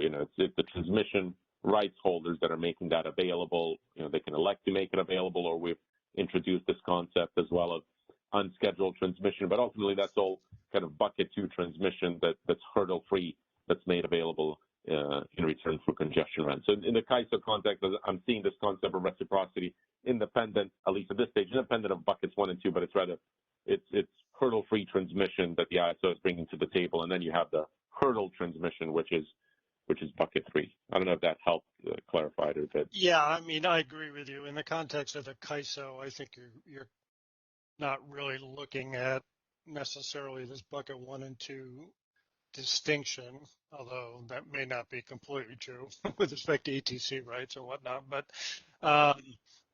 yeah, the CAISO, I can distinguish that, and I am more particularly focused on non-CAISO EDAM entities and utilization of OAT rights, in particular point-to-point, not necessarily network. And I know that's a whole other issue with respect to resale capability of those rights, whether that's a non-starter or not, or even permissible. And I think we do eventually have to loop back to that. But anyway, it does help. One last point, and it's just, further complexity, but as the CAISO moves forward on the parallel path on the transmission market scheduling priorities initiative and the potential for wheel-through reservations, in my view, that kind of becomes potentially a bucket 2 within the CAISO. And I, once again, I don't think that would fall in the fall within the bucket, I guess, of bucket 1 reciprocal rights. So it's just a further complicating factor, but I think it's going to be important to the extent that reservation system is eventually established for those rights holders to be able to utilize that wheel-through capability. No, fair point, and good suggestion. That's why I alluded at the beginning. I think there's a potential how we frame that transmission reservation framework. Ultimately, it could bring in, some additional, transmission here in some of the context to support EDAM transfers to the extent that these are relied upon for resource efficiency. But I think this concept of reciprocity could work even under that context. I think some aspect of this is likely necessary to derive some of those benefits and bring something to the table that's hurdle-free. But good point. Thank you, Steve. I appreciate the perspective. Yeah, thanks for the response. Yeah. Operator, could you open the line for Doug Boccignoni, please? Sure, please go ahead. Your line is unmuted. Hi, Doug Boccignoni for BAMX. I'm trying to understand how the quantities would be determined for the hurdle-free, and it seems like one approach would be essentially use the lesser of the volumes that go from entity A to CAISO and from CAISO to entity A. Is that what you had in mind? Yeah, thanks, Doug. And that's where I was kind of alluding to the concept of variations on this, how those amounts are derived. I think one approach is you're looking at, what's the hurdle-free transmission that those entities, entity A is bringing to the table that's hurdle-free under buckets 1 and 2, and then you match that on our side.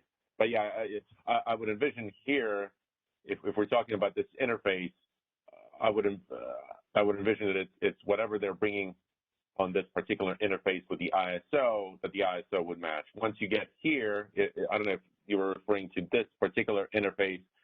I was trying to illustrate at this interface, I was trying to illustrate the question that Jeff Nelson from SCE posed, which is, if entity A is making 100 megawatts available in its export direction to entity B, hurdle-free, but this Edam entity B is only making that hurdle-free. Can the other 20 megawatts be reciprocal? Can 20 more megawatts be brought to the table if available under the reciprocity concept? Yeah, I was actually focusing just on that first part of the example, and because it seems to me, and I was thinking of it a little bit differently, which is, that entity A during some periods of times is exporting, importing to its BAA and export from CAISO.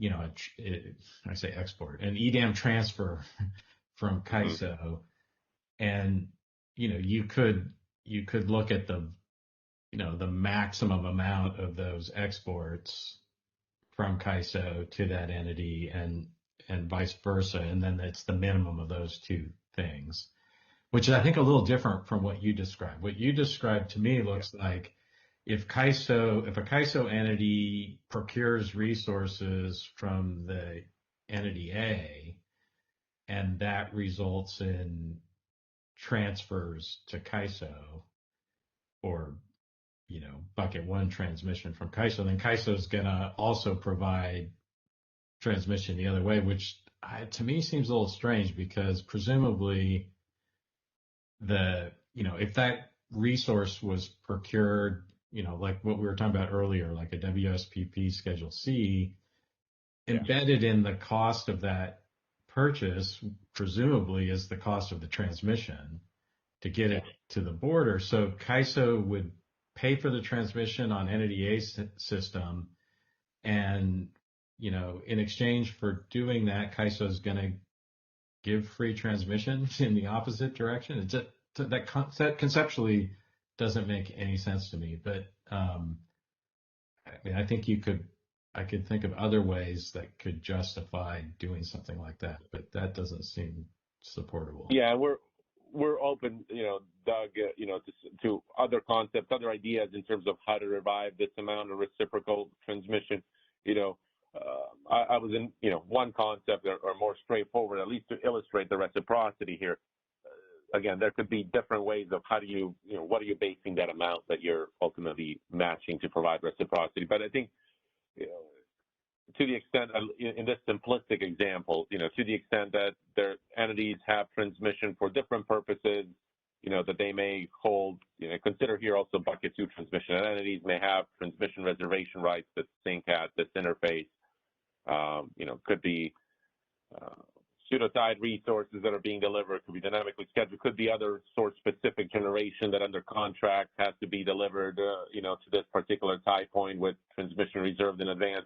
But the idea would be is however much transmission this entity makes available hurdle-free in this direction to the ISO would match that. And there may be different ways of how an entity may want to make transmission available, in this direction to increase that, matching or that reciprocal amount to derive those mutual benefits. But that is one kind of lingering aspect here that we'll have to work through is how is that amount derived? And there's potentially different ways of deriving. And one way is, as you noted, there may be different ways that we'll need to think through. And so if you've got any thoughts on that, send us a note. I think we can bring this back up, in later discussions if time allows. Otherwise, I think we can consider different ways of this reciprocal framework working in the straw proposal and put potentially a couple of different mechanisms for deriving that. But certainly recognize that there's a couple of different ways of deriving what is that reciprocal amount that the ISO makes available. And thanks, Milos. And I guess the important thing is you're trying to address is, you want to get rid of the friction associated with the hurdle, right? That's the key. Right. That's the key. Yeah. Recognizing, and I think it's important, and I get to that here at the last slide or so, but recognizing that the concept of bucket 3 still applies in the ISO. It's not absolutely everything that is at the hurdle. There's trying to derive some amount of transmission that is hurdle free, that we can derive those benefits of the Edam, considering again that there is still some bucket 3 that above and beyond that amount that the ISO would make available at the hurdle free rate. So, if you consider a tie point, whatever the capability across that tie point is in the export direction, some amount of that is hurdle free, while the remaining amount, and it could be a larger portion, this could vary from day to day, this reciprocal amount, depending on how we frame it, but some amount is still at a hurdle rate. It's not absolutely everything, but it's some portion is hurdle free, and then there's the lingering amount that will be at a bucket 3 rate. Okay, operator, could you open up the line for Kevin Smith, please? Sure. Please go ahead. Your line is unmuted. Kevin Smith for Bank. Yeah, we're kind of running up against time here, but I just wanted to drop a pin in this one, Milos, on this concept of additional 20 being reciprocal. I think the challenge is, so going back to the original concept here, is that bucket 1 represents kind of a sunk cost. I mean, it's dedicated to native load. We're all paying that irrespective, so we don't expect incremental revenue. And so that's always been the concept of serving, the native load customer, and therefore it's a sunk cost, and we shouldn't be, but for the Edam, we would be paying that cost. Our network customers are paying it. So when you get into this question of bucket 3, I don't know how you could donate bucket 3 if you're posting it at your posted OAT rate, and then now it goes into the CAISO hurdle free and then goes back up with a posted rate. I don't see how that would pass FERC muster, and I think there's a problem. Now, I think it's important for, I know for us, we have lots of, let's say, capacity at our interties, which we are not considering bucket 3. So it's in every Edam entity, as is EIM. I always say, flexibility is king, and being able to have a liquid market, there may be ways we will have to look at our transmission and what we make available, but I'd say it's in our interest to have as much transmission and robust interchange as possible. And that could be through bucket 2, and maybe we just need to think more creatively. But I'm just noting that from just kind of a FERC OAT construct, the idea of donation in that sense becomes problematic, because you have a posted rate and you're not able just to kind of toggle in and out of that rate at your whim. And that creates all kinds of other issues. So just making that note, not saying that there isn't some other mechanism we can't be creative about, but I'm just saying the general bucket 3 for 0 hurdle rate seems like it's problematic. And Dave Rubin or others may have comments on that. They're closer to that. No, appreciate it. Thank you for that, Kevin. I appreciate the perspective and the challenge that you've outlined. Since we're running out of time, let me just I touched on this, and just to wind down the presentation, as I said at the beginning, we'll pose a question on this for informal stakeholder feedback on this particular topic. As Debbie alluded to at the beginning, we'll do that before Thursday. But I just want to finish with this slide. I noted it already, but this talks about bucket, the CAISO context again, that there will, the amount above the hurdle-free transmission that the ISO would make available here in this under this reciprocity context, the amount above that that interface would be at a hurdled rate and bucket-free transmission. So I talked through that, but I just wanted to wind down with this slide, not to leave this lingering since we're running out of time. And then, like I said, we'll include a question on this particular topic so that you can all think a little bit about this concept. If you want to provide your perspective and any kind of variation on this, you know, the good questions that Doug had on how to calculate that reciprocal amount, you know, I encourage you to put that in that informal perspective. These will be informal comments just so that you can share some of your initial thoughts and perspectives on a number of topics that we've covered throughout this working group and this topic in particular. So with that, Deb, I'll turn it over to you for anything else that you may want to discuss.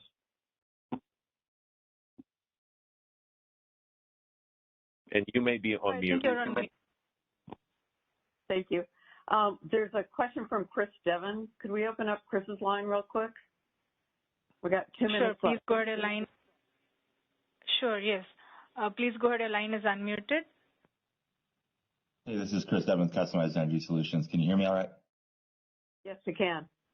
Okay, thanks, Deb, and everyone for giving the last couple of minutes. Just for a clarifying question, I would say quickly on this concept of the reciprocal piece. A lot of ideas that were bounced around here. I thought, Doug had some good questions about how to determine or how do you actually calculate that. I guess to try to understand a little bit better, I was wondering kind of what were you guys thinking about for the timing on this? Is it like an hourly thing? Is it a daily concept? You know, can it change if the amount that's been made available changes from the different BAs? I thought that might be interesting to hear some thoughts on that potentially. And then what happens if there's, this determination of ATC, kind of bucket 3 maybe isn't available on that same interface if it's kind of a binding, congestion type of issue where there's already, enough self-schedules or something across that transfer, then kind of how would you make that reciprocal transmission available under the bucket 1 concept or something along those lines? Those are kind of some thoughts that just popped up during this discussion. So, obviously I realize we're at the end of the time. We don't have to go through, more of an answer on that, but just something to maybe think about for additional discussions in the future. I just wanted to throw those out there. Thank you. Thanks, Chris. Appreciate it. And with that, we have run out of time. So thank you, everyone, for participating in the discussion today and providing your perspectives. We greatly appreciate it and look forward to speaking to you on Thursday. Thanks so much and have a good couple of days. Operator, you can go ahead and end the call, please. Sure. That concludes our conference. Thank you for using Event Services. You may now disconnect.